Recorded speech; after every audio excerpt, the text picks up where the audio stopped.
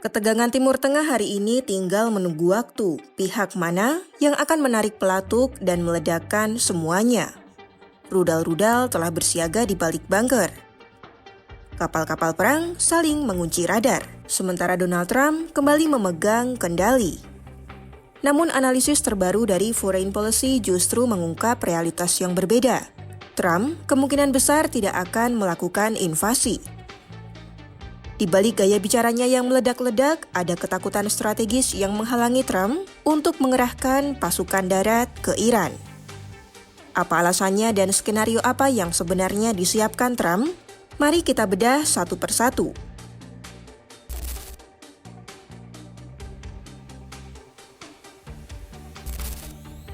Sebuah analisis dari Arash dan Arsham Reizinezad, seorang dosen di Fletcher School of Tufts University dan Regent College, yang dimuat di Foreign Policy mengungkap hal yang mengejutkan. Trump diprediksi tidak akan menginvasi Iran. Ketakutan bukanlah alasannya. Strategi besar Trump bukan pendudukan, melainkan sebuah konsep bernama war as bargaining, perang sebagai alat tawar-menawar. Dalam pemikiran tradisional, perang dianggap sebagai kegagalan diplomasi. Tapi bagi Trump, kekerasan militer justru adalah bagian dari diplomasi itu sendiri.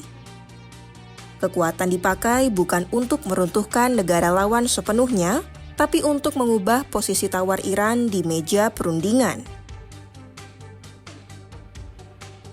Artinya, setiap ledakan atau serangan yang mungkin terjadi, tujuannya adalah untuk memaksa Ayatollah Ali Khamenei dan pendukungnya menyerah, kemudian kembali bernegosiasi dengan syarat Washington.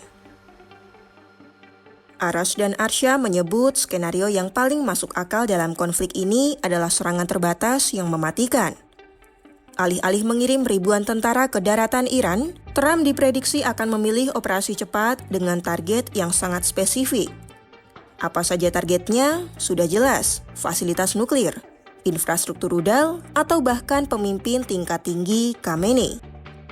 Tujuannya tak lain tak bukan adalah menunjukkan dominasi eskalasi AS. Pesan jelas dari Trump adalah Washington bisa dengan mudah menghancurkan aset paling berharga tanpa menapakkan kaki sekalipun di daratan Teheran seperti gertakan Midnight Hammer Juni 2025 lalu.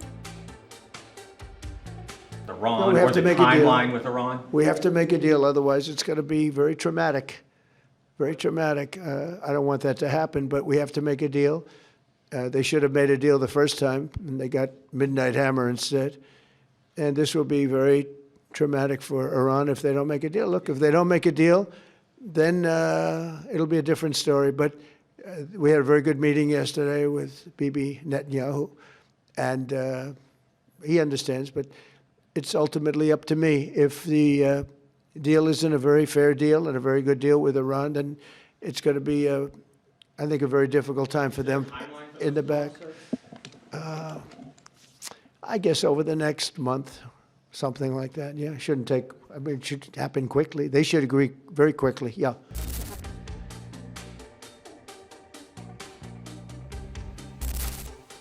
Dalam analisisnya yang dimuat oleh Foreign Policy, Arash dan Arsham mengungkap ada 5 alasan kuat mengapa invasi total dianggap tidak rasional secara strategis. Pertama, biaya perang yang sangat masif, jauh melampaui perang Irak, sebab Teheran punya geografi yang sulit dan populasi yang besar. Kedua, Trump kemungkinan besar bisa terjebak dalam Irak 2.0 yang berpotensi merusak citra politik Trump, duta perdamaian global.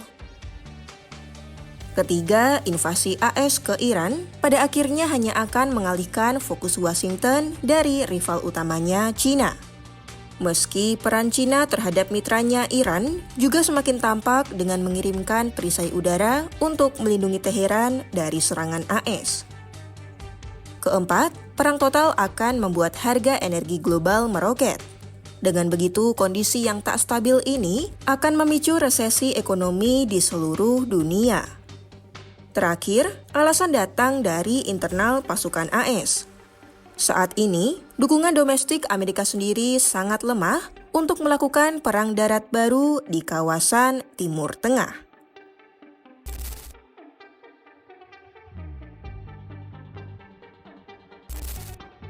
Dalam kondisi inilah dilema Trump tampak terlihat. Ia ingin tampil sebagai pemimpin terkuat di dunia, namun di saat yang sama dia adalah tokoh yang membenci perang besar. Berangkat dari situlah lahir konsep peace through strength. Sebuah serangan terbatas adalah jalan tengah yang sempurna bagi Trump. Ia ingin memuaskan kelompok garis keras di Washington dan menjaga citranya sebagai seorang pemberani. Tapi di sisi lain, ia menghindari pengiriman peti mati tentara yang gugur di medan perang kembali ke tanah air. Meski terlihat mudah, tapi strategi ini justru punya celah yang sangat berbahaya, yakni salah kalkulasi. Masih dalam sumber yang sama, Arash dan Arsyam menyebut hal ini sebagai paradoks tawar-menawar lewat kekerasan. Mungkin memang dipakai untuk menghindari perang, tapi rupanya taktik ini justru mendekatkan AS pada perang. Mengapa demikian? Serangan kecil Trump yang mungkin bertujuan untuk menggertak bisa jadi dibalas oleh Iran. Sebab Iran bukanlah pemain pasif. Ia dapat menutup Selat Hormuz kapanpun atau menyerang pangkalan AS yang masuk ke dalam jangkauan rudal-rudal balistiknya. Pukulan kecil untuk mendorong negosiasi di meja perundingan pun bisa jadi lepas kendali menjadi perang regional yang tidak diinginkan siapapun. Prediksi Trump tidak akan menginvasi Iran, bukan karena ia ingin kedamaian. Tapi kekuatannya dijadikan daya tawar untuk mendapat sesuatu yang lebih besar. Bersedia melempar pukulan keras dan singkat demi mendapatkan kesepakatan terbaik meski dihantui resiko salah perhitungan. Apakah Iran akan tunduk di bawah tekanan atau justru membalas dengan cara yang tidak pernah dibayangkan Washington? Pantau terus perkembangan konflik Iran-AS hanya di YouTube Kompas.com.